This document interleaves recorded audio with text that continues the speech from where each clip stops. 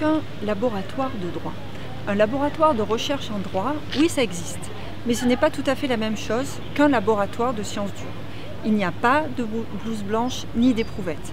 Le droit fait partie finalement des sciences humaines et sociales, au même titre que l'histoire, que la sociologie ou encore que la science politique. Dans un laboratoire de droit, on trouve des chercheurs CNRS, des enseignants-chercheurs de l'université, des doctorants, des personnels administratifs, ingénieurs et techniciens qui viendront en appui à la recherche. Que faisons-nous dans un laboratoire de droit? Nous travaillons sur les documents. Nous collectons et nous analysons des textes juridiques, des lois, des constitutions, des traités internationaux, des directives européennes. Nous analysons également des décisions de justice, les décisions des juridictions françaises et étrangères, les décisions des juridictions européennes ou encore internationales. Nous commentons ces textes et ces décisions. Nous soulignons les avancées qu'ils représentent, mais aussi leurs limites. Et tout cela peut nous amener à faire des propositions pour renforcer leur efficacité ou leur mise en œuvre. Alors nous échangeons régulièrement avec des acteurs du monde juridique, comme les avocats, les conseillers d'État, des juges, des parlementaires, des associations de défense de droit. Le but de ces rencontres est d'obtenir des informations, de tester nos hypothèses ou encore de discuter d'évolutions souhaitables. Nous sommes parfois sollicités par les médias pour expliquer au grand public certaines subtilités, les subtilités d'un texte, les subtilités d'une décision de justice, ou encore pour envisager des hypothèses suite à une situation politique ou à un événement. Ainsi, nos recherches peuvent éclairer et parfois influencer les décideurs publics et privés, les juges, les avocats et plus largement l'ensemble de la société civile. En bref, nous sommes des experts en droit, chacun dans sa spécialité, que ce soit l'environnement, la démocratie, la santé ou encore les droits sociaux par exemple. Alors qui sommes-nous? Dans le laboratoire des ICE, nous sommes répartis en 4 équipes sur 3 sites différents, Aix-en-Provence, Pau et Toulon. Alors sur quel thème travaillons-nous? Comme vous allez le voir à travers les diverses séquences qui vont vous être proposées, la palette de notre recherche est très large au sein de notre UMR. On y trouve du droit international, du droit comparé, du droit européen, du droit constitutionnel, du droit administratif, du droit privé. Et au carrefour de plusieurs droits, il y a l'environnement, la santé, la famille, la citoyenneté, l'immigration, la justice, les droits de l'homme, les animaux et d'autres thèmes.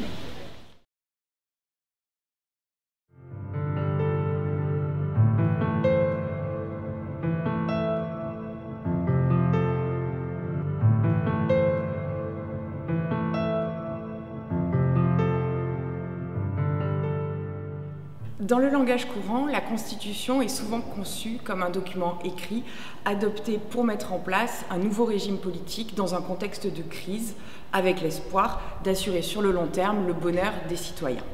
Dans le langage juridique, le terme Constitution renvoie plus simplement à l'ensemble de règles qui fixent l'organisation du pouvoir politique dans un État. À qui est-il attribué? Comment peut-il être exercé? Dans cette perspective, cet ensemble de règles peut prendre des formes et des contenus divers. Au Royaume-Uni, par exemple, il n'y a pas de document écrit unique regroupant toutes ces règles. Celles-ci sont disséminées dans différents textes, parfois très anciens comme la Magna Carta, ou plus récents, mais aussi au sein des pratiques institutionnelles. Même l'Union européenne, qui n'est pas un État comme la France ou l'Allemagne, a voulu un temps se doter d'une constitution.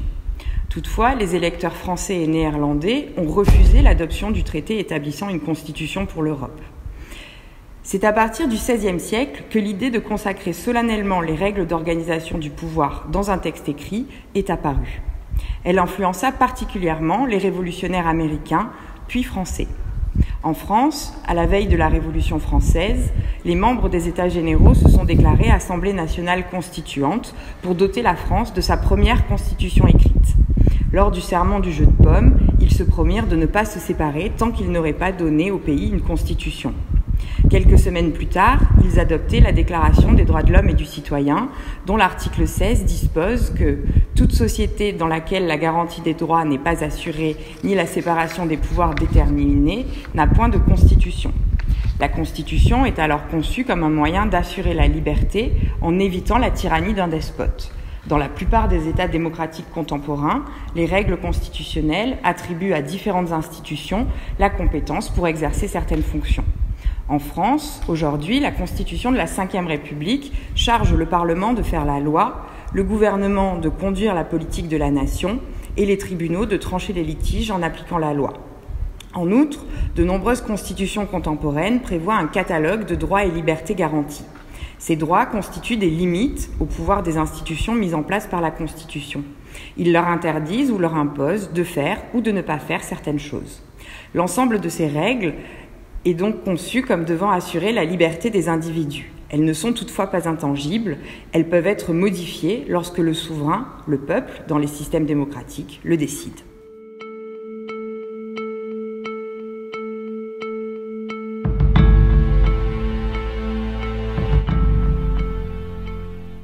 Qu'est-ce qu'un super-héros? Eh bien, 3 choses, à mon avis. Tout d'abord, des super-pouvoirs. Ensuite, l'usage de ces super-pouvoirs pour défendre les gentils contre les méchants. Et enfin, un super costume, enfin, plus ou moins super, en tout cas un costume qui permet de l'identifier. Le juge, évidemment, a un costume qui permet de l'identifier. Pas celui-là, mais pas tout à fait. Il a incontestablement aussi des super-pouvoirs. Et en revanche, on peut douter de la question de savoir s'il protège les gentils contre les méchants. Alors, première condition, est-ce que le juge dispose de super-pouvoirs? Évidemment, il dispose de super-pouvoirs, puisqu'il a cette capacité de transformer un texte général, qui ne s'adresse à personne en particulier, à aucune situation concrète, de dire ce que ce texte général va imposer dans un cas déterminé, dans un cas précis. C'est ce qu'on appelle pouvoir de concrétisation du droit.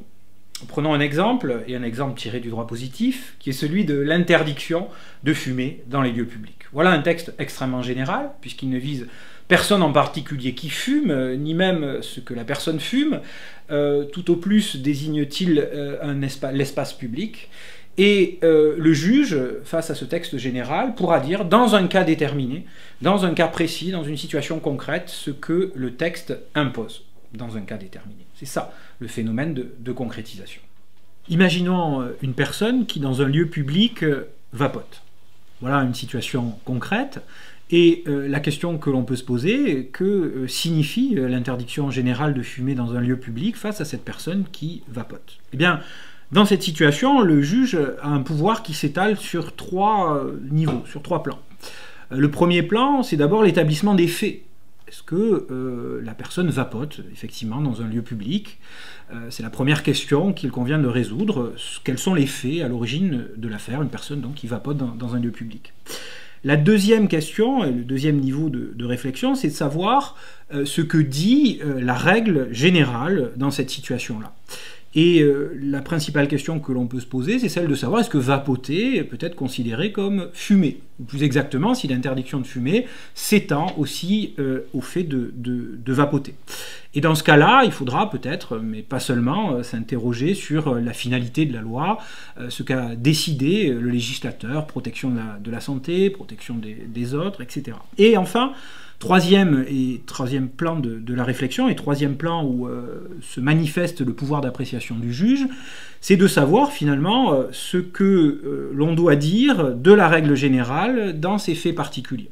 Et donc, est-ce que Madame Kent, pourquoi pas, si on prend la mère de Superman, qui a vapoté dans un lieu public, sera bien condamnée parce qu'elle a vapoté dans un lieu public. Et ça, c'est aussi un pouvoir d'appréciation, puisque le juge pourra très bien considérer que vapoter, c'est fumer, et donc valider l'interdiction, mais aussi, tout aussi bien considérer que vapoter, ce n'est pas fumer, et donc ne pas valider l'interdiction. Autrement dit, le pouvoir du juge est vraiment considérable, puisqu'à chaque étape de son raisonnement, il dispose d'un large pouvoir d'appréciation, établissement des faits, de la règle générale et de la solution.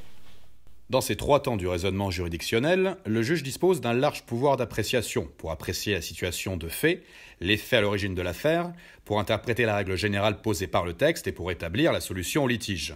Le juge dispose donc de super-pouvoirs? En use-t-il pour défendre les gentils contre les méchants? Autrement dit, est-ce que c'est un super-héros ou est-ce que c'est un super-vilain? Alors en principe, le juge n'est pas là pour défendre la justice, il est là pour assurer le respect de la loi, le respect de la Constitution. Alors on peut supposer que la Constitution et la loi défendent la justice, mais ça peut être aussi 2 choses qui sont différentes. Et le juge défend avant tout la loi et la Constitution, et sans doute pas toujours la justice. Tout dépend donc de ce que l'on trouve dans la loi ou la Constitution. Mais on peut présumer que le législateur, celui qui fait la loi, et le constituant, celui qui fait la Constitution, ont voulu être justes. Enfin, tout dépend de ce que l'on range derrière le terme de justice. Par exemple, dans la Constitution, on trouve souvent les droits et libertés des citoyens contre le pouvoir. Ainsi, le juge constitutionnel, qui est le juge spécialement chargé de faire respecter la Constitution et d'apprécier la constitutionnalité des lois, va défendre la Constitution et donc les droits et libertés de citoyens contre le pouvoir, contre les plus forts. La Constitution, que l'on peut considérer comme un acte de soumission de l'État aux droits et de défense des droits et libertés du citoyen, est ainsi défendue par le juge constitutionnel, qui apparaît ainsi comme un super pouvoir capable de faire plier le pouvoir au nom de la liberté. Mais les super-héros existent-ils ?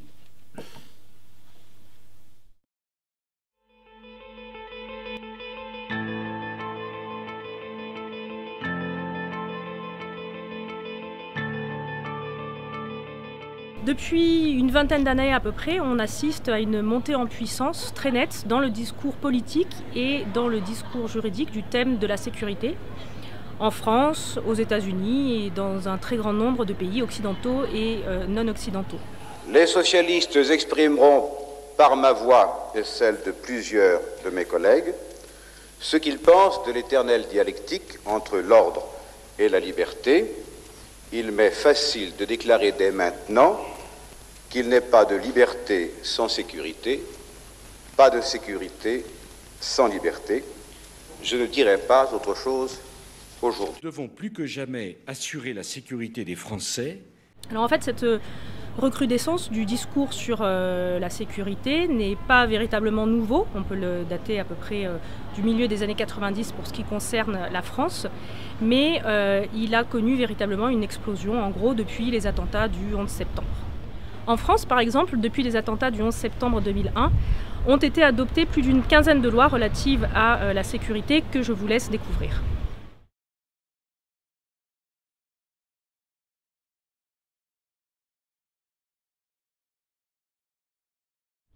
Alors à l'ensemble de ces lois qui intéressent la sécurité au sens d'ordre public, il faudrait en ajouter encore toute une série.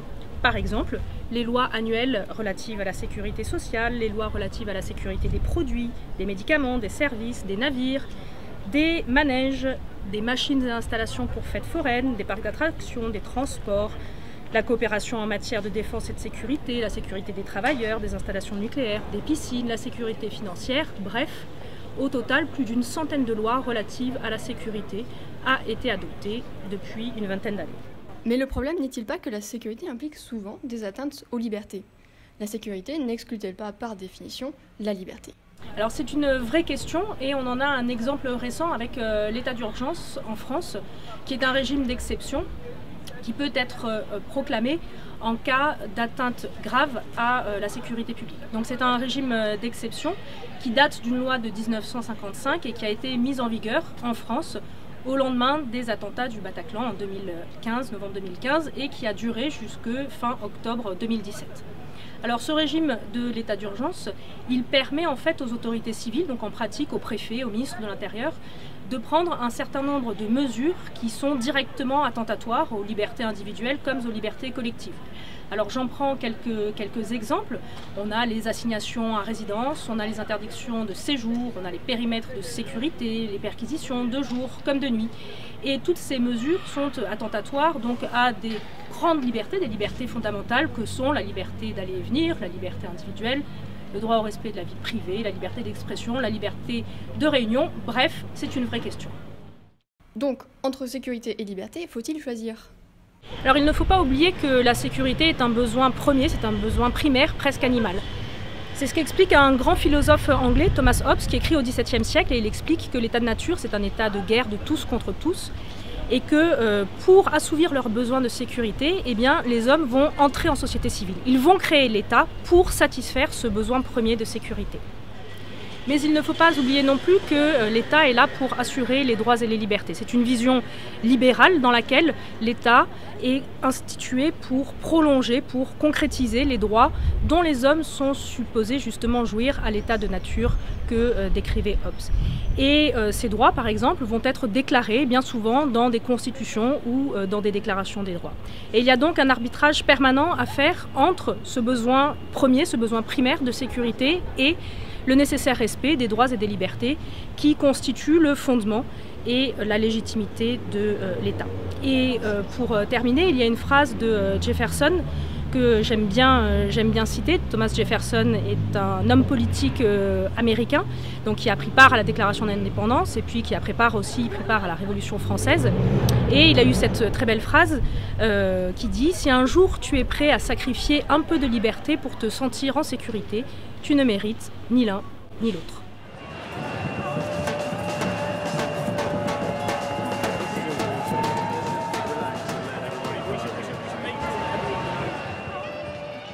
Si le peuple n'est pas content des décisions des gouvernants, pourquoi est-ce qu'ils ne votent pas tous les jours pour décider à leur place? La question que tu me poses au fond, c'est peut-on gouverner par référendum? Mais gouverner par référendum, qu'est-ce que cela veut dire? Gouverner au quotidien supposerait que toutes les décisions prises soient obligatoirement soumises au référendum. Or, cela semble impossible, que ce soit au niveau national ou même local, car cela nécessiterait une mobilisation permanente des citoyens.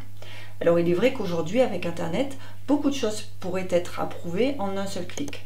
Cependant, le vote, finalement, ce n'est que la partie émergée de l'iceberg. Ce n'est que l'aboutissement d'un long processus démocratique qui est fait de propositions, de contre-propositions, de critiques, de débats.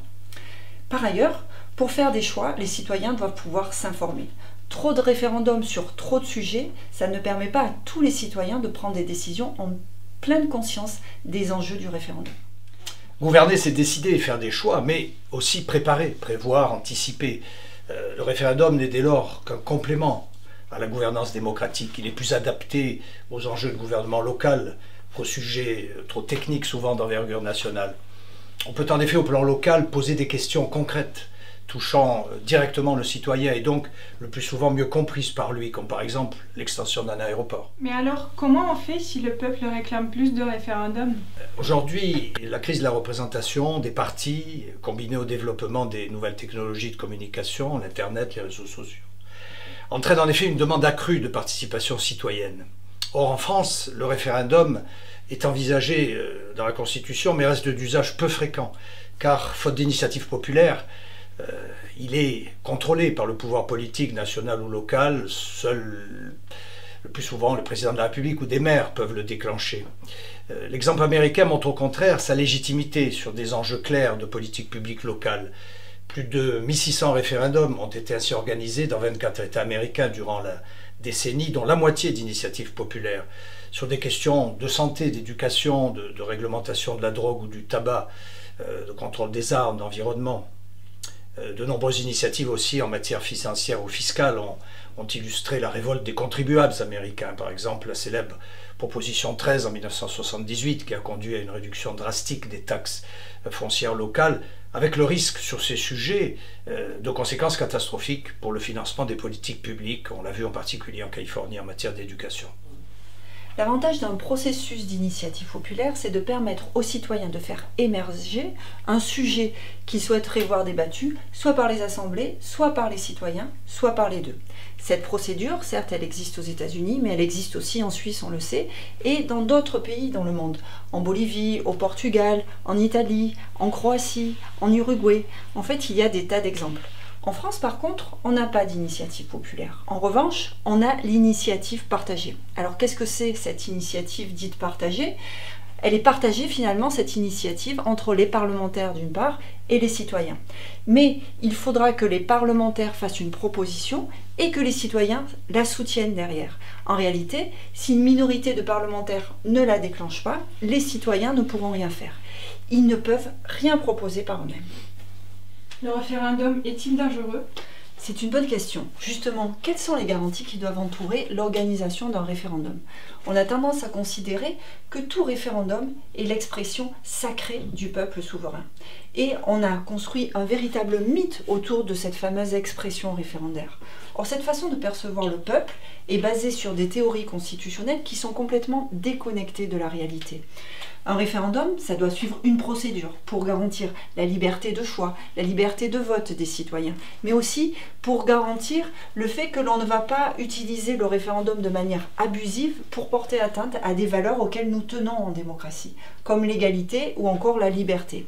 D'ailleurs, le référendum, il faut savoir qu'il n'est pas en soi un outil démocratique. Il le devient seulement si toute une série de garanties est prévu pour réduire le risque d'instrumentalisation et aussi de récupération du référendum à des fins qui ne seraient pas démocratiques. Oui, ces garanties sont cruciales pour l'état de droit et la démocratie, tant au niveau d'exigences préalables d'organisation, par exemple celles relatives à la clarté de la question ou à des seuils de participation minimale, qu'à celui du contrôle a posteriori de la loi référendaire. Le contrôle de constitutionnalité est alors essentiel pour vérifier la compatibilité de cette loi avec les exigences constitutionnelles, et notamment le respect des libertés.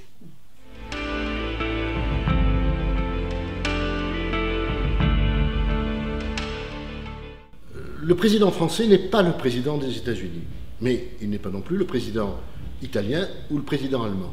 Le président de la République en France, il s'intègre dans un système politique dont je peux vous présenter rapidement le schéma.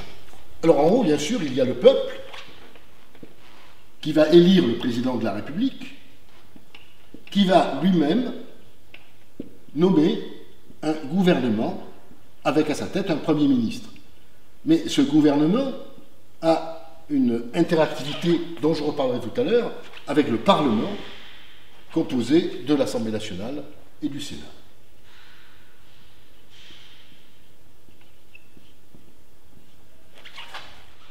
Élu directement par le peuple, comme je viens de le montrer, le président de la République a d'immenses pouvoirs. Il peut nommer le Premier ministre, il peut décider de la dissolution de l'Assemblée nationale, il peut décider des pouvoirs exceptionnels de l'article 16, il peut même proposer un référendum. Mais le noyau dur de ses fonctions réside dans 3 éléments: la défense, les affaires étrangères et l'unité de la nation. Toutefois, ces pouvoirs sont à intensité variable en fonction de 2 scénarios politiques possibles. Alors le premier scénario, il est simple: la majorité parlementaire, c'est-à-dire la majorité des députés à l'Assemblée nationale, a la même couleur politique que le président de la République, ou ce qu'on appelle la majorité présidentielle. Dans ce cas-là, le président de la République dispose de beaucoup de pouvoirs en matière de politique intérieure et évidemment en matière de politique extérieure. Et puis il y a le deuxième scénario, là où la majorité parlementaire n'est pas de la même couleur politique que celle du président de la République et de sa majorité. Et là, le président de la République perd une grande partie, sinon la totalité de ses pouvoirs internes, mais il conserve le noyau dur, la défense, les affaires étrangères, l'unité de la nation.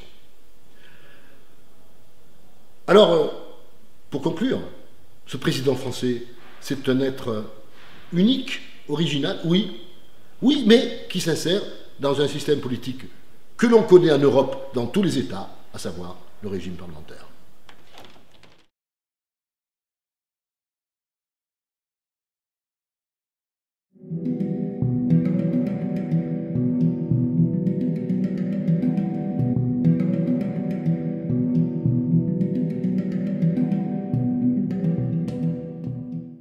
Le droit européen protège-t-il les individus ? Bien sûr, le discours ambiant sur l'Union européenne aujourd'hui est très négatif, voire même pessimiste, parce que l'Union européenne n'a peut-être pas su répondre à la crise des migrants ou à la crise financière. Et pourtant l'Europe s'est construite autour de valeurs, les valeurs de démocratie, d'état de droit, de respect des droits fondamentaux, avec un bel instrument qu'on appelle la Charte des droits fondamentaux aussi. Et puis il ne faut pas oublier les objectifs de l'Union européenne. Offrir un espace de liberté, de sécurité et de justice à ses citoyens. Protéger aussi ses citoyens dans un monde ultra connecté, par exemple en reconnaissant le droit à l'oubli ou en rehaussant le niveau de protection des données personnelles face aux grands groupes internationaux. Donc tout n'est pas fait, tout reste à faire encore, mais beaucoup a été fait. Et nous espérons que grâce à nos activités d'enseignement et de recherche, nous puissions contribuer à la prise de conscience que l'Union européenne peut aussi relever ces défis.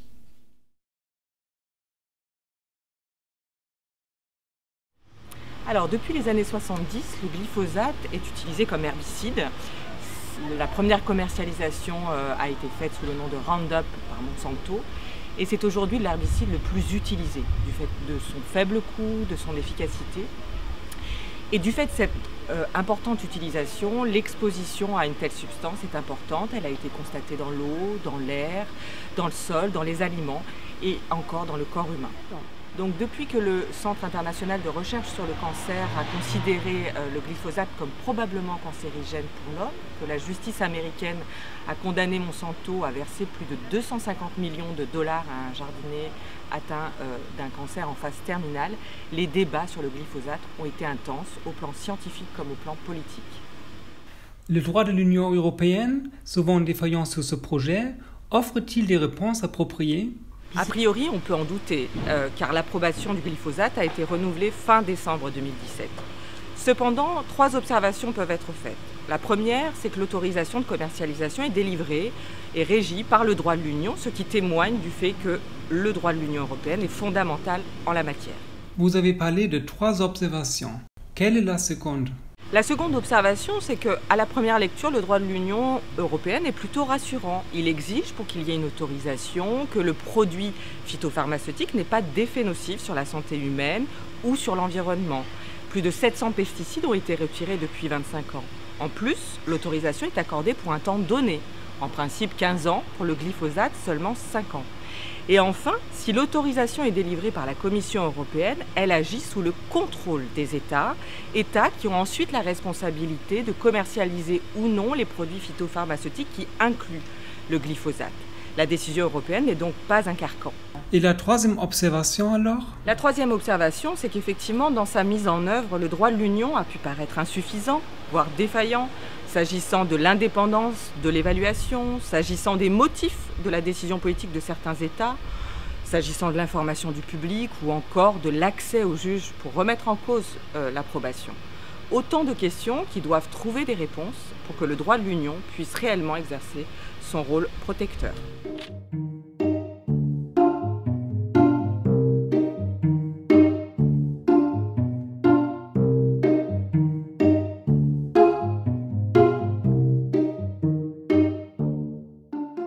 Le droit de l'Union européenne a été le premier à prévoir un cadre juridique spécifique pour les médicaments de thérapie innovante qui sont basés sur des gènes, cellules ou tissus d'origine humaine ou animale. En raison de l'origine biologique de ces médicaments et des risques particuliers soulevés, le régime juridique mis en place est plus strict que pour les médicaments classiques. En effet, les enjeux scientifiques, techniques, juridiques, éthiques sont très nombreux. Leur résolution doit permettre d'atteindre au mieux des objectifs économiques et de garantie d'un niveau élevé de protection de la santé publique. Tout comme ces médicaments eux-mêmes, ce droit européen est en plein développement en vue de faciliter l'accès des patients à des médicaments innovants, sûrs et efficaces.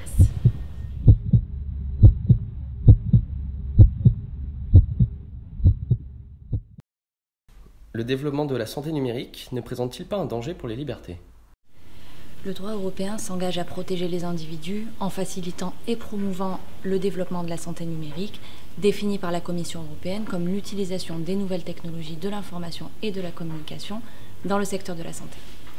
L'e-santé, ou santé numérique, permet de lutter contre des défis majeurs de la société, tels que le vieillissement de la population, l'augmentation des pathologies chroniques ou encore la raréfaction de l'offre médicale. L'Union européenne occupe une place de choix dans l'organisation de ce mode de soins innovant, car les technologies de l'information et de la communication, ainsi que les maladies, ne connaissent pas de frontières étatiques. La coopération entre les États membres s'impose pour lutter contre des fléaux communs.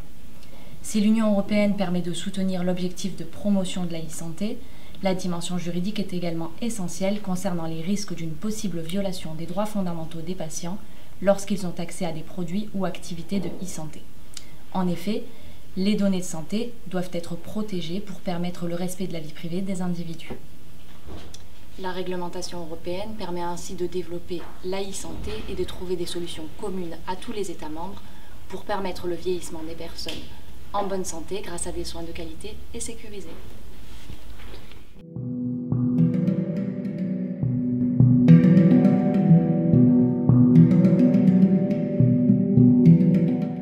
Le droit peut-il sauver la planète ?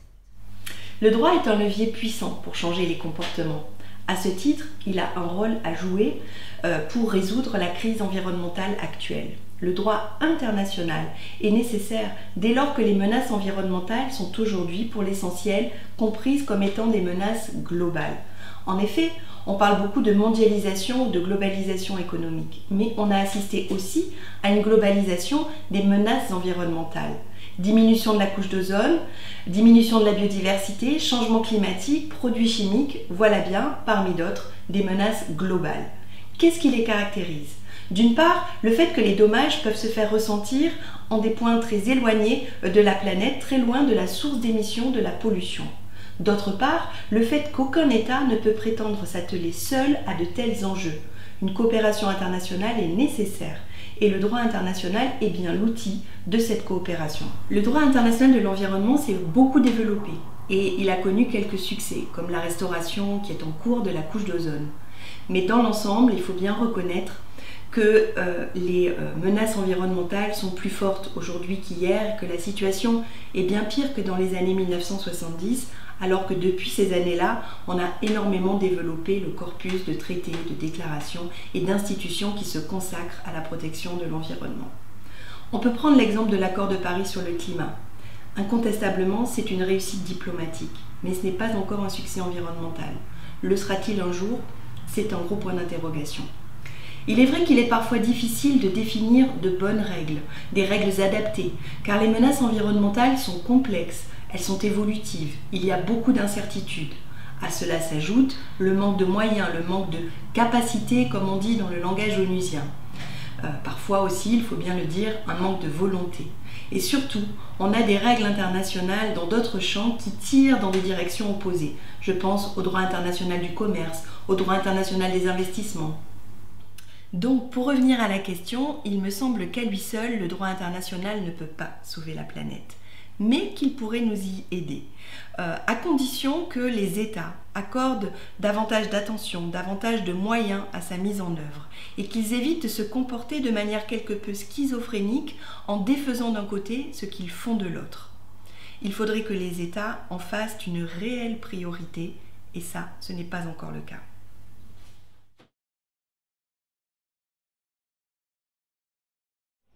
Aujourd'hui encore, les impératifs économiques priment sur les impératifs écologiques, y compris en droit de l'environnement. On se rend compte que le droit de l'environnement a été pensé comme un droit de régulation, de gestion des ressources et des externalités de la mondialisation, et non comme un droit apte à engager une véritable transformation de nos modèles de production.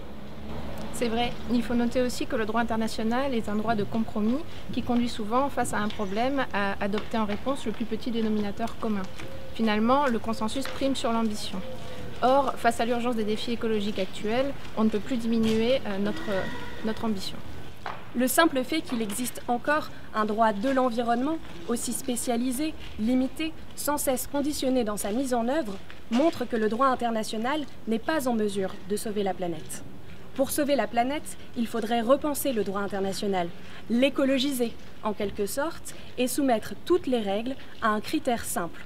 Sont-elles compatibles avec le respect des limites planétaires ? Repenser le droit international, c'est aussi accorder plus d'importance à de nouveaux acteurs autres que les États, les individus, les peuples, les ONG, les entreprises, les gouvernements locaux devraient pouvoir, aux côtés des États, participer à l'élaboration du droit international et ce serait d'ailleurs une merveilleuse opportunité pour repenser la démocratie mondiale.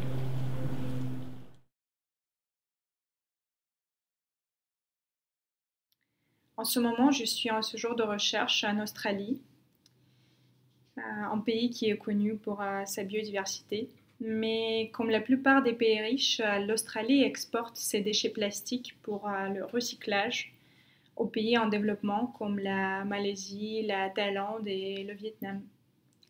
Et il me semble que c'est un bon moment pour le droit international pour intervenir, mais est-ce qu'il a encore le temps de sauver la planète ?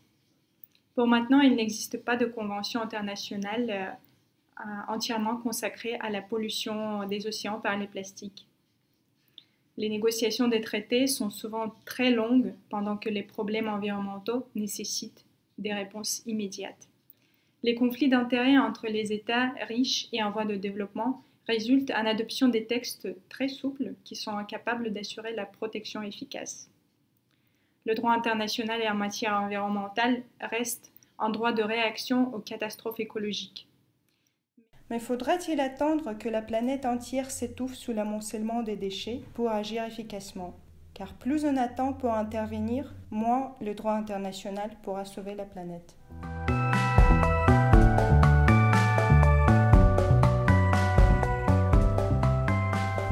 Pourquoi la guerre existe-t-elle toujours? Pour de nombreuses raisons, dont la plupart d'ailleurs ne relèvent pas du droit. La guerre est le résultat de facteurs humains, sociaux, économiques, politiques, historiques, etc. C'est prêter un bien grand pouvoir au droit que de le croire capable à lui seul de juguler toutes ces pressions. Alors il est vrai pourtant que de nombreux traités ont tenté de mettre fin à l'emploi de la force dans les relations internationales. La première véritable démarche en ce sens a tout juste 100 ans et elle figure dans le traité de Versailles, le traité qui a mis fin à la Première Guerre mondiale. Dans ce traité, les États ont inclus un pacte, le pacte de la Société des Nations, dans lequel ils s'interdisent de se faire la guerre avant d'avoir essayé, au préalable, tous les moyens pacifiques de régler leurs différends. 10 ans plus tard, un autre traité, le pacte de Paris, condamne quant à lui de façon générale le recours à la guerre. Ces accords, on le sait, n'empêcheront pas le déclenchement de la Deuxième Guerre mondiale. En 1945, une fois le conflit terminé, les États signent la Charte des Nations Unies. Cette organisation se donne pour objectif de préserver les générations futures du fléau de la guerre. L'article 2, paragraphe 4 de cette charte interdit de façon générale l'emploi de la force armée dans les relations entre États. La question alors est de savoir pourquoi, en dépit de cette interdiction, la guerre existe toujours. Alors il y a plusieurs raisons qui peuvent être évoquées. L'explication classique, on va dire la plus ordinaire, elle tient au fait que le droit international et ses institutions seraient inefficaces. On comprend l'idée, au Conseil de sécurité des Nations Unies, il y a 5 États qui ont un droit de veto, et l'usage du droit de veto a paralysé le système pendant 45 ans. Donc, si on regarde plus en profondeur, le cadre juridique général, la charte, interdit simplement l'emploi de la force entre États. L'emploi de la force entre États. Il n'interdit pas l'emploi de la force d'une façon générale, on pourrait l'imaginer, mais ça n'est pas le cas. Et si on regarde l'histoire du XXe siècle, notamment la seconde partie du XXe siècle, on constate que la plupart des conflits, ce sont des conflits internes et non pas des conflits interétatiques très classiques, avec par exemple les 10 conflits africains des années 90, ou avec par exemple le conflit en ex-Yougoslavie dans sa première phase. Eh bien ces conflits internes, ils ne sont pas interdits par le droit international. Pourquoi les conflits internes, les guerres civiles, ne sont-ils pas interdits? Parce que, d'un côté, ces guerres civiles ne sont pas, à strictement parler, des événements internationaux. Ils ne relèvent pas, a priori, du champ du droit international, mais on a longtemps considéré qu'ils appartenaient à la sphère privée des États. D'un autre côté, il faut noter que ces guerres civiles ont souvent pour but la réalisation de certains principes aujourd'hui défendus par le droit international. De nombreuses guerres civiles ont ainsi été menées dans le cadre de la décolonisation et en application du droit des peuples à disposer d'eux-mêmes. Dans d'autres cas, les guerres civiles ont pour objet la lutte contre des régimes dictatoriaux et traduisent les aspirations d'un peuple à la démocratie. Interdire les guerres civiles reviendrait donc à priver des populations opprimées de leur seul moyen de résistance. C'est pourquoi, de façon paradoxale, l'Assemblée générale des Nations Unies a voté des textes qui autorisent explicitement l'emploi de la force armée par les insurgés et qui leur confèrent, en cas de conflit, un certain nombre de droits dans leur lutte face à l'État. Alors à partir de là, la question, aussi étrange qu'elle puisse paraître, est de savoir s'il faut supprimer la guerre. En droit international et dans l'ordre international, on a considéré que la guerre ne devait pas être supprimée, contrairement à cette idée reçue. La violence armée, elle fait partie en réalité des moyens de prévenir les guerres. Un peu comme dans les sociétés internes, on doit toujours conserver un minimum d'usage de la force pour préserver une paix sociale. Dans l'ordre international, c'est pareil, et il y a plusieurs hypothèses dans lesquelles on peut parfaitement faire la guerre pour parvenir à la paix. Donc c'est un élément en fait, du dispositif contre la guerre. Par exemple, un État qui serait victime d'une agression peut utiliser la force. Autre exemple, le Conseil de sécurité des Nations Unies, on parlait de lui à plusieurs reprises aujourd'hui, eh bien, le Conseil de sécurité peut parfaitement autoriser l'usage de la force, et donc la guerre. Et finalement, on se rend compte que ces dernières années, ce qu'on a reproché le plus souvent, c'est de ne pas assez utiliser la force. Pour finir, et d'un point de vue plus général, il faut garder à l'esprit que le droit international ne peut davantage empêcher la guerre que le droit français, par exemple, ne peut empêcher le meurtre. Un code pénal strict et l'existence d'une police disposant de pouvoirs étendus laissent subsister plusieurs centaines de crimes chaque année. Le succès du droit ne tient pas à l'éradication des infractions, mais au mieux à leur limitation. Il en va exactement de même pour le droit international. Aucune organisation, quelle qu'elle soit, ne pourra mettre un terme définitif à la guerre. Tout au plus pourra-t-on, au prix d'efforts croissants, en diminuer toujours plus le nombre. Alors la déception que génère le droit international, en réalité, elle vient sans doute d'une mauvaise compréhension du droit international. Le droit international, il n'a pas pour objet de supprimer la guerre. Il a pour objet, en fait, d'encadrer la guerre, d'encadrer ses modalités. Et finalement, de ce point de vue-là, il suffit d'un constat, on pourrait dire statistique, pour montrer que les résultats n'est pas totalement insatisfaisant. Du point de vue statistique, le droit international, et ce qui concerne en particulier l'usage de la force, est bien mieux respecté que le droit interne, par exemple, où on va trouver chaque jour des milliers de violations à l'impôt, code de la route, que sais-je, du code pénal. En droit international, les violations sont finalement assez rares, statistiquement, par rapport au droit interne. Il est bien mieux respecté, et notamment en ce qui concerne la guerre. Alors, je crois que ce qui est important, surtout, c'est d'avoir bien conscience des finalités du droit international, et si on est mieux armé, comme ça, on s'exposera un petit peu moins à la désillusion.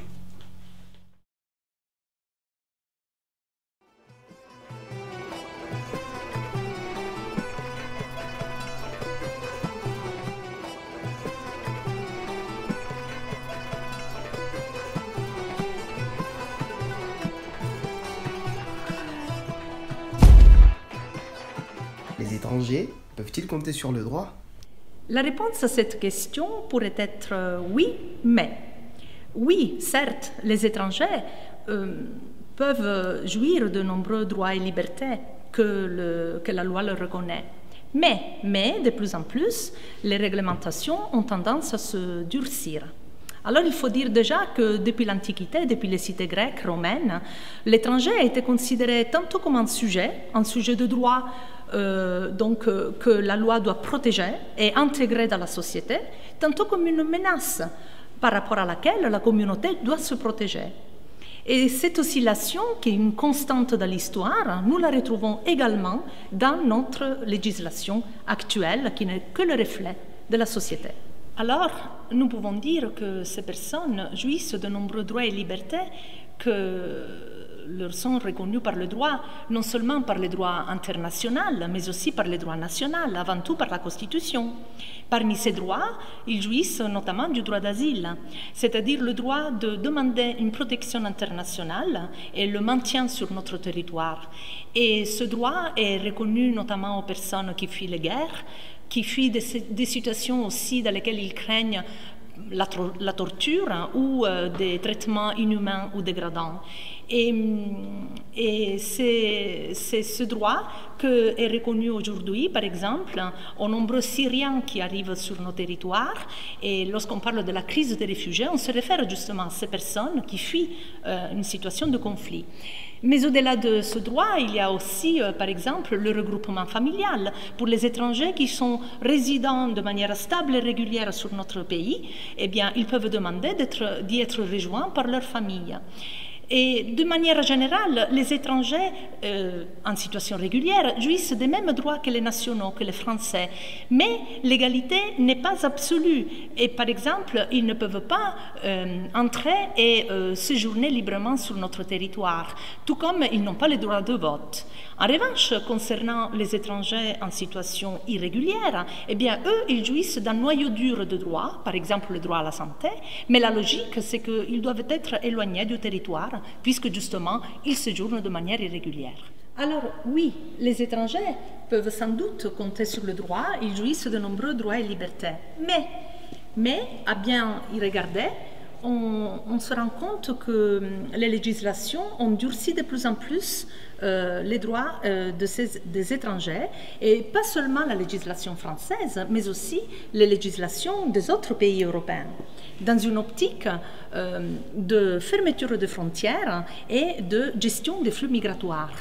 L'étranger est donc considéré dans ce cas-là comme une menace pour la sécurité et l'ordre public, mais aussi une menace pour le système économique et social, voire une menace pour notre identité.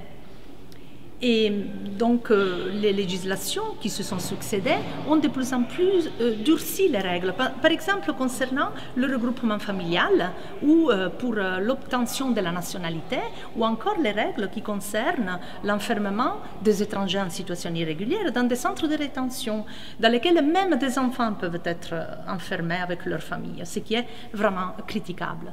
Alors, que peut faire le juriste pour améliorer cette situation, pour améliorer les droits existants? Eh bien, les juristes, nous pouvons comparer les systèmes, comprendre les failles et essayer de proposer des situations alternatives, rationnelles, pour mieux atteindre un équilibre entre la vision de l'étranger comme une menace et la vision de l'étranger comme une ressource pour notre communauté.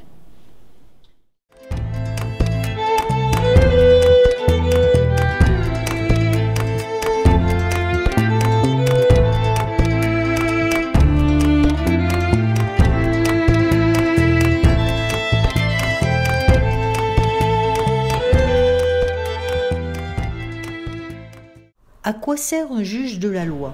Alors la question peut paraître curieuse, voire absconse, peut-être même provocatrice. Non pas en elle-même, mais parce que, assurément, l'expression juge de la loi n'est pas une expression qui est fréquemment utilisée en dehors de certains cénacles. Alors en vérité, lorsqu'on évoque un juge de la loi, on rend compte d'un juge qui contrôle la loi. Un juge qui, pour le dire vite, vérifie les conditions d'adoption de la loi, mais aussi son contenu. Cette situation renvoie à une justice particulière que l'on nomme justice constitutionnelle. Et on a pu dire avec raison que la justice constitutionnelle était devenue, au cours de la seconde moitié du XXe siècle, un dispositif de régulation des systèmes constitutionnels démocratiques. Alors, la France n'a évidemment pas échappé à ce mouvement avec la création en 1958 du Conseil constitutionnel. Alors, le contrôle de la loi est une des missions de la justice constitutionnelle. Alors certes, pas la seule, mais sans doute la principale. Alors, par l'emploi de l'adjectif constitutionnel, on comprend parfaitement la nature du contrôle évoqué.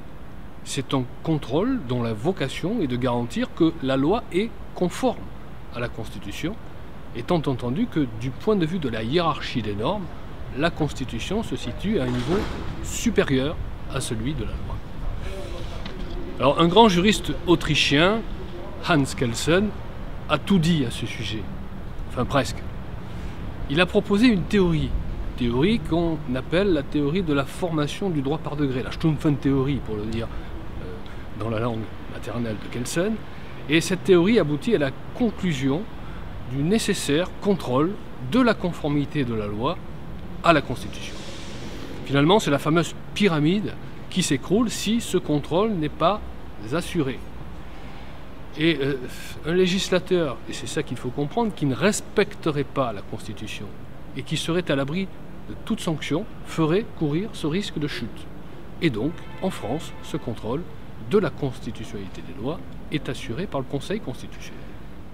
Mais est-ce que ce contrôle se fait sans difficulté? Assurément pas. Ce contrôle a suscité nombre de difficultés.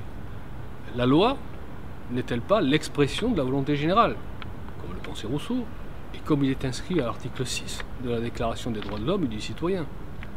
Alors à ce titre, l'infaillibilité du législateur ne devrait pas être discutée. L'innocuité de la loi serait acquise. C'est oublier, sans doute un peu vite, l'histoire et l'expérience de majorités oppressives au sein des États. Car finalement, qu'est-ce que le législateur, sinon une majorité au sein des chambres d'un Parlement? Des majorités qui parfois souhaitent se sentir libres de ne pas respecter quoi que ce soit. Dès lors aujourd'hui, avec ce contrôle de la loi, si celle-ci, la loi, est toujours l'expression de la volonté générale, c'est à condition qu'elle respecte la Constitution. Donc, à la question « à quoi sert un juge de la loi ?», on peut répondre très facilement. Le juge de la loi, c'est le juge qui contrôle la constitutionnalité des lois. Et ce contrôle peut intervenir avant que la loi soit promulguée ou après qu'elle l'a été. Alors je vais prendre un exemple grossier. Imaginons qu'une loi interdise l'exercice du droit de grève. Cette loi serait évidemment censurée par le Conseil constitutionnel, tout simplement parce que l'alinéa 7 du préambule de la Constitution de 1946, qui fait partie du bloc de constitutionnalité, selon l'expression du doyen Favoreux, eh bien, consacre ce droit de grève. Alors, je ne vais pas cacher qu'un certain nombre d'auteurs critiquent le juge de la loi. Les critiques sont multiples.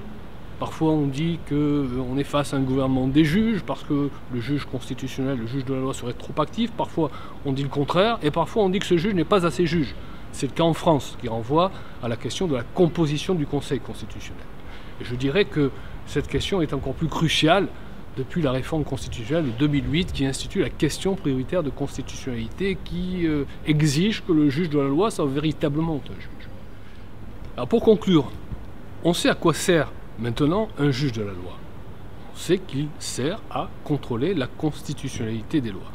Alors de ce point de vue, on a beaucoup écrit sur ce contrôle de la loi. On connaît les procédures, on connaît les techniques, on connaît la jurisprudence, on connaît les modèles américains ou européens.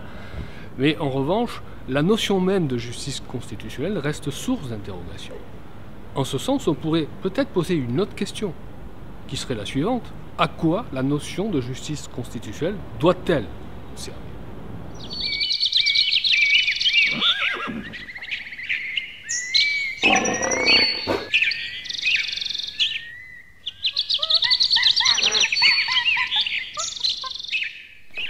Les animaux ont-ils des droits ? C'est toute la problématique. D'un strict point de vue de la théorie du droit, les animaux ne peuvent être titulaires de droits.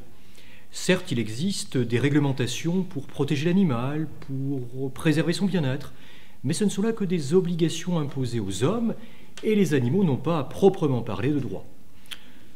C'est un point souvent ignoré, mais pour être titulaire de droit, il faut être une personne juridique. Être une personne juridique, c'est être doté de ce qu'on appelle la personnalité juridique, c'est-à-dire l'aptitude à être titulaire de droit. En droit français, il existe deux types de personnes juridiques. Les personnes physiques, toi, moi, vous, et également les personnes morales, les entreprises, les associations, les fondations.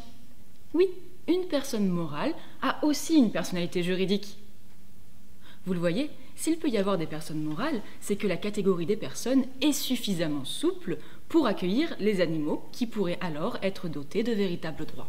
Aucun obstacle juridique n'existe. Si le législateur le voulait, les animaux pourraient bénéficier de la personnalité juridique. Depuis la loi de 2015, les animaux sont considérés comme des êtres vivants doués de sensibilité, mais en même temps, le législateur ne leur a pas octroyé de personnalité juridique et les laisse soumis au régime des biens, c'est-à-dire des choses ou des meubles. Ce paradoxe pourrait être résolu par la reconnaissance de la personnalité juridique à l'animal. Les animaux basculeraient ainsi dans la catégorie des personnes et le lien avec le vivant serait assuré par le rattachement aux personnes physiques. Il y aurait donc les personnes physiques humaines d'un côté et les personnes physiques non humaines de l'autre, chacun étant doté de droits spécifiques, parce qu'il n'est pas question non plus d'accorder des droits équivalents aux uns et aux autres. Cette solution préserverait l'articulation traditionnelle de notre droit entre les personnes et les choses, puisqu'on ne créerait pas une catégorie intermédiaire. Ce n'est qu'à la condition de devenir une personne juridique que les animaux pourront être titulaires de droits. C'est le sens de la déclaration de Toulon, prononcée le 29 mars 2019. Bien entendu, les questions ne se posent pas de manière identique pour les animaux dits sauvages et les animaux de compagnie. Pour prendre une illustration, la liberté s'entend pour les premiers comme le droit à ne pas être détenu ou pas dans des conditions indignes, et pour les seconds comme la possibilité d'explorer leur environnement, pour le chien par exemple, la promenade ou des interactions avec les congénères. La personnalité juridique de l'animal est possible. D'ailleurs, une certaine dynamique internationale est déjà observable. La qualité de personne non humaine a déjà été reconnue à certains animaux, les dauphins, les chimpanzés. En Inde, des juridictions vont plus loin. Tout le règne animal, y compris les oiseaux et les animaux aquatiques, doit être considéré comme une personne juridique. Dans certains systèmes de droit, c'est une rivière, une forêt ou d'autres éléments de la nature qui bénéficient déjà de la personnalité juridique. Face aux lourdes menaces pesant sur la biodiversité, la faune ou la flore, il est urgent de changer le regard juridique sur le vivant.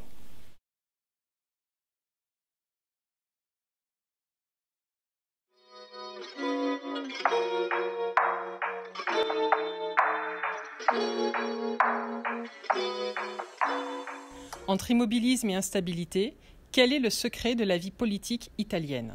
Vu de France, la vie politique italienne apparaît comme très chaotique.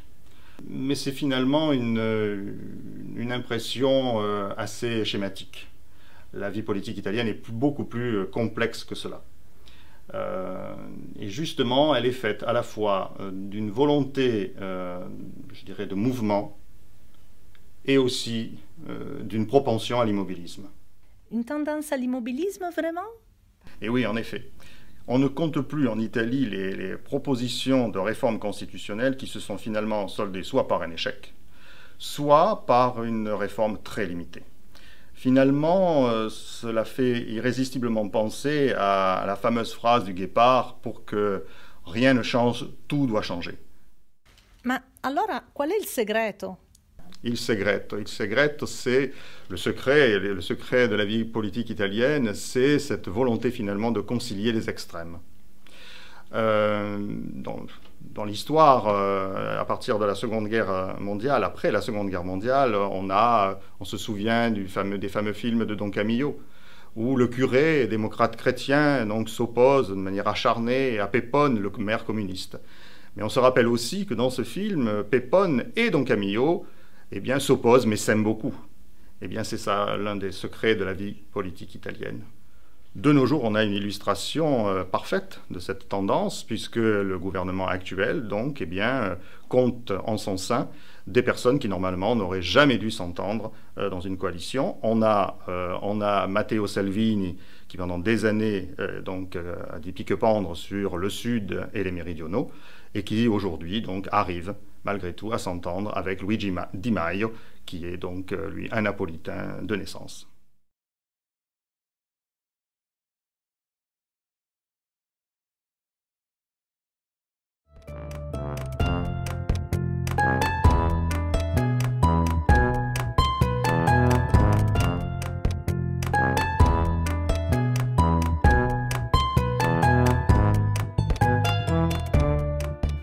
Qu'est-ce que le droit comparé? Alors, le droit comparé est avant tout une méthode scientifique, une méthode de mise en perspective de systèmes juridiques étrangers dans un but de meilleure connaissance du droit. Par exemple, examiner la justice constitutionnelle française au regard des expériences étrangères telles que le système américain. De ce point de vue, le droit comparé n'est pas une simple étude de droit étranger. Le comparatisme ne décrit pas un droit étranger pour lui-même, mais toujours par rapport à un autre droit.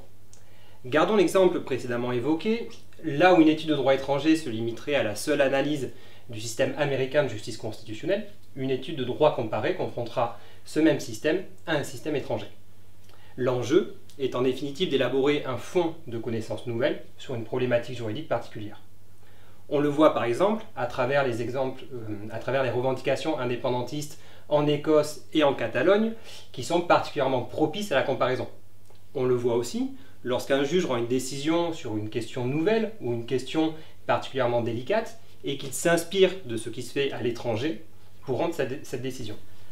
L'objectif du droit comparé peut être d'observer les similitudes comme les différences entre les systèmes juridiques. Et à cet égard, plusieurs approches peuvent exister ou coexister. Une approche universaliste insistera sur les similitudes. Une approche relativiste mettra plutôt l'accent sur les différences. Et une approche pluraliste s'inscrira à la jonction en examinant à la fois les points de convergence et les points de divergence entre les systèmes. Et d'ailleurs, le droit comparé ne s'arrête pas forcément à l'étude de la règle de droit. Là encore, différentes approches se combinent. Certains se limiteront à l'étude des textes juridiques et de la jurisprudence, là où d'autres y grefferont une approche de terrain plus empirique, consistant par exemple à se rendre au cœur de l'institution étudiée. D'autres, enfin, s'intéresseront aussi à l'arrière-plan social, économique, historique des différents systèmes juridiques. Et dans cette perspective, le droit comparé peut aussi favoriser une ouverture vers d'autres disciplines ou une ouverture vers l'interdisciplinarité. Les éclairages issus de la sociologie, de l'économie, de l'histoire seront autant d'éléments d'information qui permettront de mieux saisir et de mieux comprendre le droit et les systèmes juridiques étudiés. Quelles sont les difficultés rencontrées? La première difficulté est l'obstacle de la langue. Pour comprendre un droit étranger, un préalable nécessaire est la connaissance de la langue du pays. Pour pouvoir vraiment comparer des systèmes juridiques, encore faut-il pouvoir les comprendre et y avoir accès. D'autant qu'à cette difficulté s'ajoute un autre risque qui est celui de raisonner par projection, par le prisme de son propre droit. De sorte que le comparatif doit toujours se montrer prudent s'agissant à la fois de l'objet qu'il compare et des résultats de sa comparaison.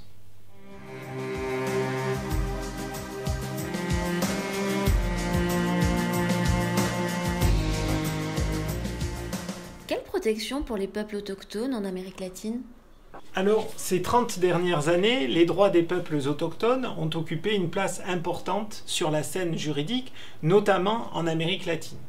Pour mettre un terme à l'exclusion historique et à la persécution des peuples autochtones, plusieurs dispositifs juridiques appliquent les principes imaginés par les droits de l'homme en général à ces peuples pour tenir compte de leur situation spécifique.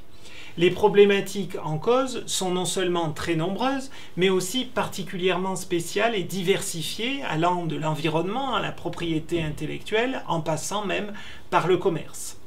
Mais les difficultés sont nombreuses. L'une des premières questions est celle de la définition des peuples autochtones. Qu'est-ce qu'un peuple autochtone? Faut-il d'ailleurs parler de peuple autochtone, de peuple indigène ou de peuple tribal? Et encore, est-ce qu'il faut véritablement utiliser le terme peuple ou lui préférer celui de nation?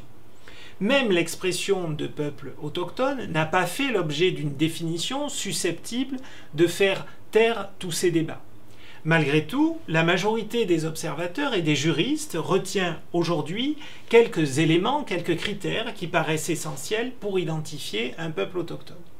C'est le cas en particulier du sentiment d'appartenance ethnique, qui renvoie à la continuité historique avec les sociétés précoloniales ou antérieures aux invasions, mais aussi à la différence, bien entendu, avec le reste de la population, ou encore à la volonté de préserver et de transmettre une identité et des territoires. C'est la place des groupes au sein de l'État qui est au cœur des préoccupations et qui concentre finalement toute la problématique de la protection de ces peuples. Quel que soit leur statut juridique, ils conservent des institutions sociales, économiques, culturelles et politiques qui leur sont propres. Comment sauvegarder et valoriser les droits des peuples autochtones? Alors cette question, ce n'est rien d'autre que celle du partage du pouvoir au sein de l'État. L'ancien colonisateur admet-il que le ou les peuples autochtones puissent participer aux décisions? Ou au contraire, les peuples indigènes sont-ils exclus de l'exercice du pouvoir politique? Pour essayer de se faire une idée de la situation, il est possible de mentionner quelques droits les plus remarquables. Je pense en particulier au droit à l'autodétermination, qui renvoie à la possibilité de déterminer librement leur statut politique et d'assurer librement leur développement économique, social et culturel, mais bien entendu aussi de s'administrer eux-mêmes. Et puis à côté du droit à l'autodétermination, des droits politiques peuvent également leur être reconnus, mais aussi des droits pour lutter contre les discriminations. Le particularisme, s'il existe, ne s'attache pas aux droits substantiels, mais en réalité aux conditions de leur mise en œuvre. Pourtant, malgré l'existence de ces principes, il faut bien reconnaître que beaucoup de peuples autochtones ou originaires continuent de se heurter à de nombreuses difficultés. Je veux dire par là que leurs droits sont encore loin d'être bien appliqués, loin d'être bien garantis. De l'expansion de l'industrie forestière au sud du Chili en territoire mapuche, à l'exploitation des ressources sur les terres des Atacameños, aux dernières déclarations de Jair Bolsonaro, les exemples malheureusement abondent. C'est avant tout la pression économique, bien sûr, liée à l'exploitation des ressources naturelles sur les territoires des peuples autochtones, qui nourrit le rejet à l'égard de leurs droits.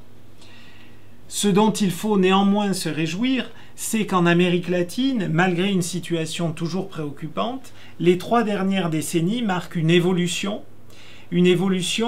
qui vise à franchir un cap, transformant radicalement la société et l'état de droit à l'égard des peuples autochtones. Et notamment grâce à l'activisme des juges latino-américains et en particulier à l'activisme de la Cour interaméricaine des droits de l'homme.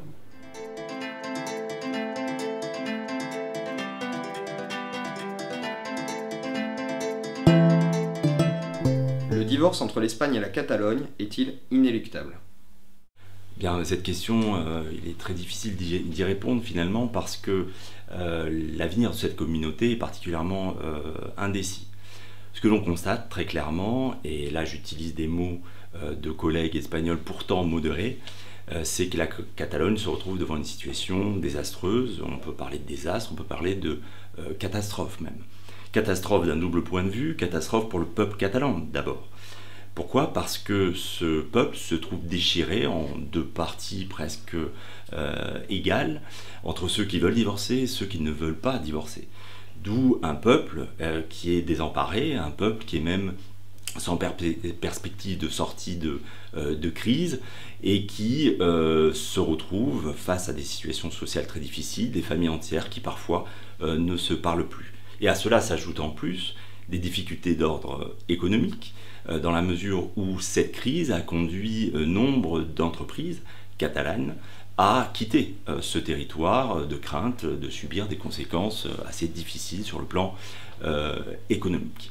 Un désastre aussi pour l'Espagne, bien sûr, puisque cette crise signifierait, si elle aboutissait, la sécession de la Catalogne par rapport à l'Espagne et donc la mise en cause totale de l'unité de l'Espagne, ce qui pourrait d'ailleurs créer des velléités au plan européen d'autres parties de territoire d'autres pays souhaitant elles aussi accéder à l'indépendance et des conséquences dramatiques qu'on pourrait imaginer facilement sur le plan de l'unité cette fois-ci européenne. Pourquoi en est-on arrivé là ? On en est arrivé là sans doute à partir d'un arrêt très important du tribunal constitutionnel espagnol de juin 2010 qui portait précisément sur le statut de la Catalogne. Alors c'est sans doute exagéré d'en voir là la cause principale, mais en tout cas c'est un point de départ. Parce que dans cette affaire, le tribunal constitutionnel a censuré un certain nombre de dispositions du statut qui étaient favorables à une autonomie très forte de la Catalogne. On songe aux notions de peuple catalan, de notion catalane ou de langue exclusive de la Catalogne. Et à partir de cette sentence, les positions se sont stigmatisées entre 2 camps qui sont entrés dans une lutte quasiment sans merci. Le camp des nationalistes, des indépendantistes, qui ont lancé à partir de 2010-2011 ce qu'on appelle le procès catalan, qui, avec certains acteurs majeurs catalans indépendantistes, ont décidé de suivre un processus destiné in fine à ce que la Catalogne devienne un État indépendant de l'Espagne et donc complètement séparé. Premier camp. Deuxième camp, le camp des constitutionnalistes, ceux qui ont considéré que la Catalogne, ou du moins le process catalan, était complètement hors de la légalité et par conséquent ont considéré qu'il était nécessaire d'activer tous les recours possibles, notamment juridictionnels, en vue de ramener les hors-la-loi dans le cadre de la légalité. On refusait par conséquent le dialogue et on s'est retrouvé face à un dialogue de sourds qui a conduit à cette situation de crise. Alors, quelle solution pouvons-nous imaginer ? La seule solution que l'on peut envisager en vue d'une sortie durable de la crise existante serait une révision constitutionnelle qui garantirait à la fois une plus grande autonomie aux communautés autonomes, mais aussi l'intégrité et l'unité du territoire espagnol. Afin de garantir le degré d'autonomie suffisant, la seule solution à chercher est du côté du fédéralisme. En effet, ce n'est sûrement qu'en faisant de l'Espagne un État fédéral qu'on pourra imaginer une solution de sortie de crise qui éviterait un divorce entre l'Espagne et la Catalogne. Par conséquent, pour éviter toutes ces cessions aujourd'hui, ce n'est que de ce côté-là que les décideurs politiques devront renouer le dialogue avec la population.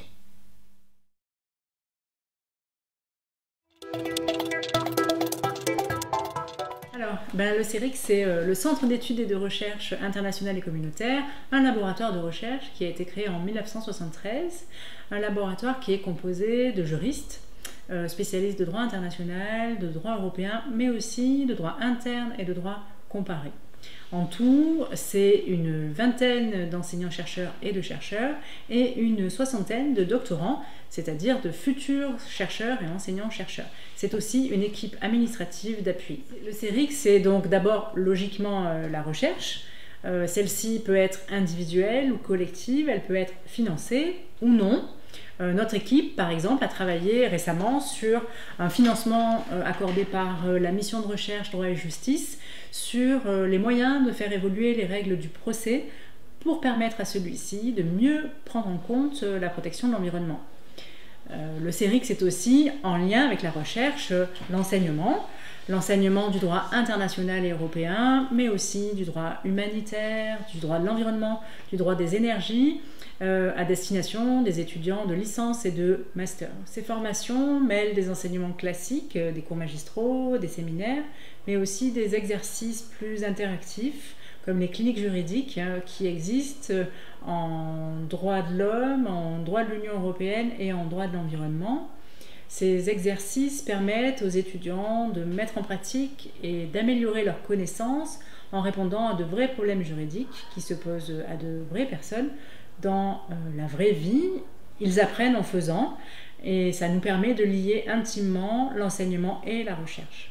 Le Centre de droit et de politique comparée Jean-Claude Escarras a été créé en 1985 par le doyen Jean-Claude Escarras. Au tout début, c'était une très petite équipe, composée seulement 5-6 membres. 5-6 membres. Le Centre de droit et de politique comparée a pris ensuite très rapidement son envol pour devenir, après le décès de Jean-Claude Escarras en 1996, un centre pluridisciplinaire, c'est-à-dire qu'au départ, il regroupait uniquement quelques spécialistes du droit public, et à partir de 97-98, eh bien, sont venus s'adjoindre à cette équipe des collègues spécialisés en droit privé et un peu plus tardivement des collègues spécialisés en histoire du droit et des institutions. C'est une équipe de recherche qui applique dans ses activités scientifiques la méthode comparatiste d'une manière systématique pour tous les objets de recherche qu'elle appréhende et qui sont communs d'ailleurs aux autres équipes de l'UMR, puisque nous travaillons bien sûr en synergie avec les autres équipes d'Aix et de Pau. Et donc la spécialité de notre laboratoire, eh bien, c'est l'étude du droit italien. Qu'est-ce que le droit italien peut apporter au droit français, et en retour, qu'est-ce que le droit français peut apporter au droit italien? Alors, ce qu'on peut ajouter aussi, c'est que ce qui caractérise ce centre de droit et de politique comparée, c'est que c'est une équipe très soudée depuis sa création, et qui a gardé cet esprit de travail en synergie, au point d'ailleurs que toutes les publications, je pense à la lettre d'Italie, aux colloques qui sont publiés, avec des privatistes, des publicistes, des historiens du droit, tous ces membres fonctionnent en parfaite synergie et complémentarité. Complémentarité dans un très bel esprit d'équipe. L'Institut d'études ibériques et ibérico-américaines que j'ai la chance de diriger a été créé à la fin des années 70 par le professeur Franck Moderne, qui l'a dirigé pendant assez longtemps, avant que le professeur Pierre Beau ne lui succède et me laisse la place il y a maintenant quelques années. Alors cet institut est une des 4 équipes de l'UMR, mais également un centre de recherche relevant de l'université de Pau et des pays de l'Adour. C'est une équipe qui est assez modeste, puisque nous sommes 4 permanents avec une quinzaine de doctorants, ce qui me permet d'insister sur le fait que notre mode de vie, c'est un mode de vie partenarial, qui nous conduit à entretenir des relations avec des institutions ou des collègues d'abord franco-français, mais aussi et surtout avec des institutions et des collègues espagnols, portugaises ou d'Amérique latine. Cet institut a comme champ d'activité de recherche principale celui de s'intéresser au droit ibérique et donc de faire du droit comparé franco-espagnol, franco-portugais ou avec les pays d'Amérique latine. Cela nous permet depuis longue date de faire partie de réseaux importants, notamment avec nos collègues d'Amérique latine. Je songe en particulier, et depuis l'origine, au fait que nous sommes membres du réseau international de droit public latino-américain et qui nous conduit chaque année à participer à des colloques, à aménager des échanges avec des collègues ou avec des doctorants. Plus récemment, pour finir sur cette partie en termes d'investigation, nous avons choisi de mener davantage de recherche en matière environnementale, ce qui correspond bien d'ailleurs à la priorité de l'Université Pau des Pays de l'Adour, comme à celle de l'UMR. Et nous espérons pouvoir œuvrer en ces matières-là de manière assez intensive. Le groupe d'études et de recherche sur la justice constitutionnelle est né en 1978 sous la direction de Louis Favoreux, qui a été le premier en France à penser que la recherche en droit pouvait être une recherche collective. Et dès 1978, il a décidé d'organiser un laboratoire autour de la justice constitutionnelle et du droit comparé, qui réunirait à la fois des enseignants-chercheurs aguerris, mais aussi des doctorants, des jeunes doctorants, qui travaillerait aussi au sein du centre. Donc il a véritablement, d'un point de vue institutionnel, structuré la recherche en droit constitutionnel et en droit constitutionnel comparé, et réussi quelque part à créer une école de droit constitutionnel, c'est l'école aixoise de droit constitutionnel, et aussi il a réussi à transmettre entre les générations un certain nombre de valeurs de recherche, de valeurs de connaissances, autour du droit constitutionnel, du droit comparé, de la justice constitutionnelle. Et d'ailleurs, aujourd'hui, nous nous retrouvons un certain nombre à avoir été nous-mêmes étudiants au sein du GERC, aujourd'hui Institut Louis Favoreux, évidemment. Et on peut dire qu'aujourd'hui, l'équipe repose sur 10 enseignants-chercheurs titulaires. Nous avons également 2 chercheurs au CNRS, un chargé d'études et une directrice de recherche, et environ une cinquantaine de doctorants qui gravitent autour du centre. Les thèmes sont ceux qui avaient été initiés par Louis Favoreux, justice constitutionnelle, droit comparé, mais aussi des thèmes de droit constitutionnel plus classiques, selon la distinction qu'il avait lui-même posée, du droit constitutionnel institutionnel, du droit constitutionnel normatif, et également du droit constitutionnel substantiel. Tous ces thèmes de recherche se concrétisent évidemment par un certain nombre de productions scientifiques, et plusieurs manuels sont rédigés au sein du laboratoire en droit constitutionnel. Par ailleurs, nous avons une revue, la Revue française de droit constitutionnel, qui est aussi gérée du GERC, l'Annuaire international de justice constitutionnelle, qui réunit, et ça c'est véritablement une création forte de Louis Favoreux, une vingtaine de nationalités autour de thématiques qui changent année par année, et qui est complété aussi par ce qui a été longtemps un cours international, qui est aujourd'hui une université d'été. Donc on peut dépoussiérer le modèle original, puisque ça fait 35 ans que tout cela dure. Et chaque année, nous avons donc un annuaire international de justice constitutionnelle. Et c'est enfin aussi, d'un point de vue scientifique et d'un point de vue relativement générique, un certain nombre de collections au sein desquelles nous pouvons publier les colloques qui sont organisés chaque année. Et Dieu sait s'ils sont nombreux, puisque chaque année, nous avons au moins 5 ou 6 manifestations scientifiques qui sont organisées. Voilà ce que l'on peut dire aujourd'hui de l'Institut Louis Favoreux.